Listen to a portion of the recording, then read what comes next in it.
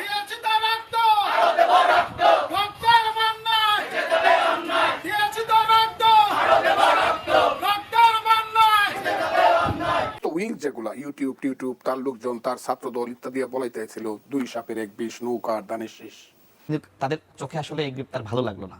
তারা আওয়ামী লীগের নিধন চায় না। যদি আওয়ামী লীগের নিধন চাইতো তাহলে আওয়ামী লীগকে অনেক আগেই জাতীয় সংলাপ ডেকে নিষিদ্ধ করে দিত। ছাত্রছাত্রীরা তারা অনশন করছে। গতকাল বেশ কয়েকজন অসুস্থ হয়ে পড়েছে এই গরমের মধ্যে। ব্যাংক লুট করেছে, অন্যের সম্পত্তি লুট করেছে এবং যারা টাকা পাচার করেছে, ব্যাংক খড়ি লুট করেছে, তারা আজকে এই জনসমুদ্রের মধ্যে কোথায় লুকিয়ে আছে।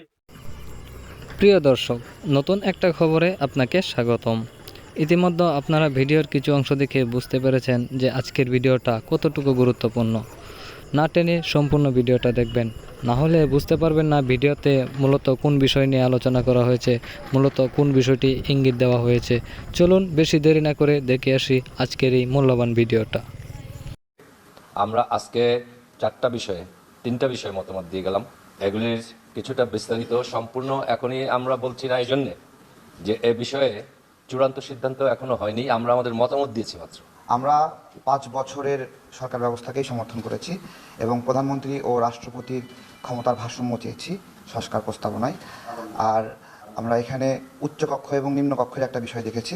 আমাদের দৃষ্টিগোচর হয়েছে যে সংস্কার প্রস্তাবের গুরুত্বপূর্ণ অংশ জুড়ে উচ্চকক্ষ এবং নিম্নকক্ষের বিভিন্ন কাঠামো এবং নকশা নিয়ে।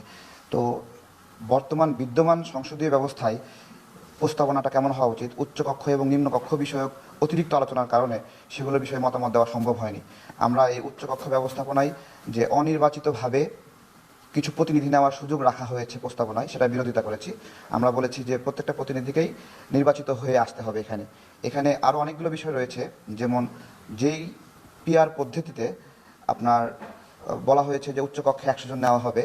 আমরা বলেছি যে যেই ব্যক্তিটি নির্বাচিত হচ্ছে না 300 আসনে বা 400 আসনে সরাসরি ভোটে, উচ্চকক্ষের যে নকশা দেখানো হয়েছে সে অনির্বাচিত ব্যক্তিরাও উচ্চকক্ষে যাওয়ার সুযোগ। অন্তর্বর্তীকালীন সরকারকে বলতে চাই যে আপনারা আওয়ামী লীগকে নিয়ে কি করবেন।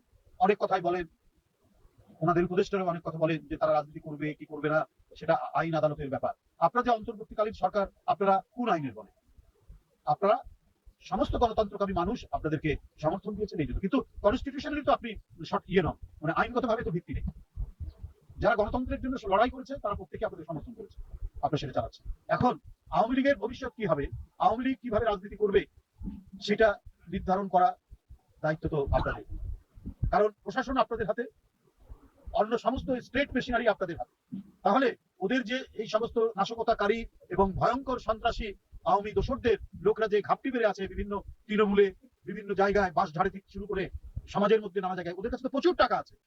ওদের কাছে পেট্রোল কিনে মানুষের বাড়ি পুড়িয়ে দেওয়ার যে অর্থ, মানুষকে হত্যা করার জন্য যে অস্ত্র লাগে তার অর্থ তাদের কাছে আছে। তো সেইটা দমন করতে আপনাদের কি আইন প্রণয়ন করতে হবে, সেটা আপনারা জনগণের কাছে খোলাসা করুন। যেহেতু প্রশাসন আপনাদের হাতে, সেখানে অনেকেই তাদের পালিয়ে গেছে পার্শ্ববর্তী দেশ বা অন্য কোনো দেশে, কিন্তু এরা প্রশ্রয় পাচ্ছে কার দ্বারা? এটা তো সকলের, মানে এখানে যারা আছেন বিশেষ করে প্রশাসনের ব্যক্তিগত জানার কথা, কোথায় এই সমস্ত ভয়ঙ্কর সন্ত্রাসীরা লুকিয়ে আছে, যারা 15 বছর ধরে শেখ হাসিনাকে পাহারা দিয়েছে এবং এই পাহারার বিনিময়ে যারা অন্যের বাড়িঘর দখল করেছে, ব্যাংক লুট করেছে, অন্যের সম্পত্তি লুট করেছে এবং যারা টাকা পাচার করেছে, ব্যাংক খড়ি লুট করেছে, তারা আজকে এই জনসমুদ্রের মধ্যে কোথায় লুকিয়ে আছে। এটা অন্তর্বর্তীকালীন সরকার তারা যদি খুঁজে বের করতে না পারে, তাহলে এই সরকারকে মানুষ ব্যর্থ সরকার বলবে। আজকে মানবেন্দ্র নাথ ঘোষের বাড়ি পুড়ে যাচ্ছে, এটা আরো কত লোক যে সব সামনে ক্ষতিগ্রস্ত হবে। যারা গণতন্ত্রের কথা বলেছে, যারা বহুদলীয় গণতন্ত্রের কথা বলেছে, যারা লড়াই করেছে, যারা বুক দিয়ে গুলি বরণ করেছে, অনেকের পিঠে, অনেকের মাথায়, অনেকের পায়ে, অনেকের পেটে এখনো শটগানের গুলি বহন করে যারা যাচ্ছে, ওরা প্রত্যেকেই আওয়ামী ফ্যাসিস্ট দোসরদের টার্গেটে পরিণত হয়ে আছে।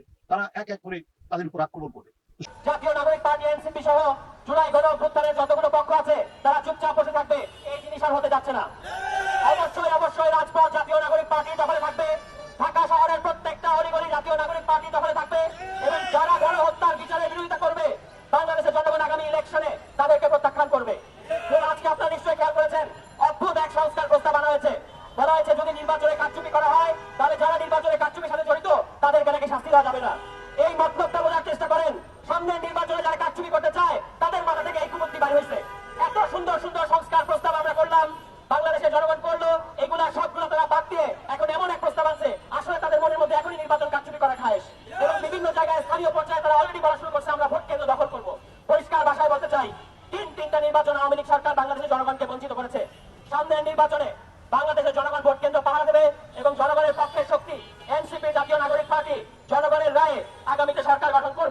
যে সংস্কারগুলো একান্তভাবে ঐক্যবদ্ধভাবে না করলে নয়, সেই সংস্কারগুলো করে এই দেশটাকে একটা গণতান্ত্রিক ব্যবস্থার দিকে নিয়ে যাবে। কিন্তু প্রথম থেকেই জামাতের যে রোলটা, সেই রোলটা ছিল খুবই মানে এটার কি বলো অন্ধকারের একটা অবস্থান হিসাবে একটা রোল ছিল, কি করছে না করছে। কিন্তু তার সমস্ত উইংস যেগুলা ইউটিউব তার লোকজন, তার ছাত্রদল ইত্যাদি বলাইতেছিল 2 সাপের 1 বিষ, নৌকার দানের শীষ। তাই এর অর্থ হইল যে নৌকা যেমন দানের শীষও তেমন। আমরা 1 লুটেরারে তারাইছি আর 1 লুটেরাকে ক্ষমতায় আনার, এগুলো সব হইলো জামাতের যে শিবির নামদারি বা জামাতের নেতা কর্মী যারা, তারা বিভিন্ন অঙ্গন থেকে বিভিন্ন অ্যাঙ্গেল থেকে কথাগুলো বলতে বলতে একটা সময় এমন জায়গাতে আইসা পড়ছে যে জামাত শেষ পর্যন্ত দেখছে যে না, ইলেকশন হইলে বিএনপি এখনো ক্ষমতায় আসার মতো মানুষ তাদেরকে সমর্থনটা এমন যে মানুষ তাদেরকে ভোট দিয়ে ক্ষমতায় নিয়ে আসতে পারে। সাংগঠনিক ইউনিট রয়েছে আমাদের প্রায় 130টির মতো এখন। সেখানে নাটোরে সব থেকে বেশি নির্যাতিত হয়েছে বাংলাদেশ জাতীয়তাবাদী ছাত্রদল অতীতে গত 15.5 বছর। কিন্তু তার বিপরীতে যে ঘটনা ঘটেছে সেটি খুবই দুঃখজনক। এই জন্য আমরা ইতিমধ্যে সাংগঠনিক ব্যবস্থা গ্রহণ করেছি। আমাদের দল ব্যবস্থা নিতে আমাদেরকে নির্দেশনা দিয়েছেন। আমরা নিজেরাও মনে করেছি তাগিদ থেকে সেখানে আমরা তাদের কমিটি বিলুপ্ত করেছি, তাদেরকে ডাকায় ডেকে এর জবাব চেয়েছি।